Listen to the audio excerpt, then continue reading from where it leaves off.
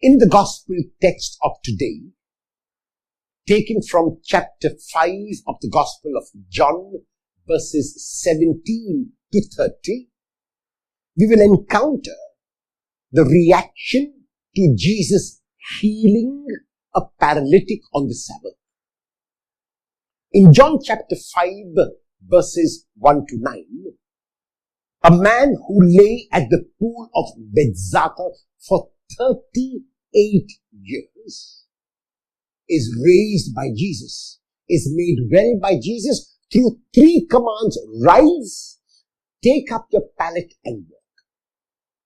This man exactly obeys the instructions of Jesus, a man who could not move, who was an invalid for 38 years, now is made whole. He rises, he takes up his pallet and walks.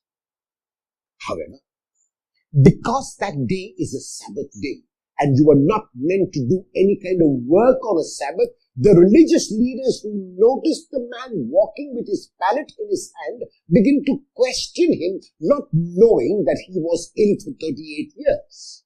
The man does not give him the background of himself, but only repeats the command which Jesus had given him. In other words, he points a finger at Jesus. He puts the blame on Jesus. He says, I am not at fault. The one who healed me said to me, rise, take up your pallet and walk. And that's why I am blindly obeying him.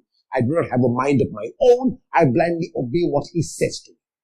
This is why the religious leaders were upset with Jesus, because they realized that this man, according to them, was only following instructions, and so they accused Jesus. In his response to the accusation, Jesus talks about the Father, that is God, who is eternally present. And because God is eternally present, and because for God there is no past and there is no future, for God there is no Sabbath, or every day is the Sabbath day. And that is why the Father can work on all days. The Father can work at every time. And Jesus believes that the Father has given him the same mandate to do what the Father does, because Jesus is totally dependent on the Father and can do nothing without the Father's authority, without the Father's permission, without the Father's grace. So he admits that he is, in a way, following the Father's instructions, and because for the Father there is no past and no future and no Sabbath, or every day is a Sabbath, Jesus can heal on all days. Secondly, Jesus asks the religious leaders to go beyond simply a blind following of a rule or regulation. Rules and regulations are important for order. Rules and regulations are important for decorum.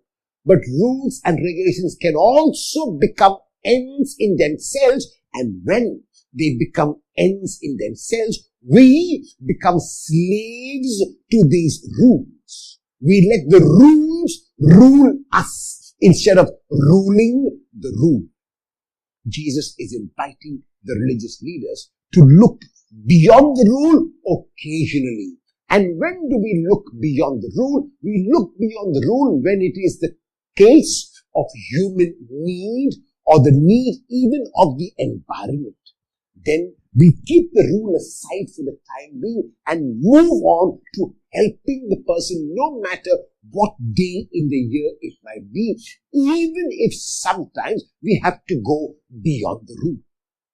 Jesus was always able to discern when he needed to go beyond the rule, because his primary concern was the human being. Have you let rules rule you? Will you attempt to rule rules today by focusing on human need and not on the rule?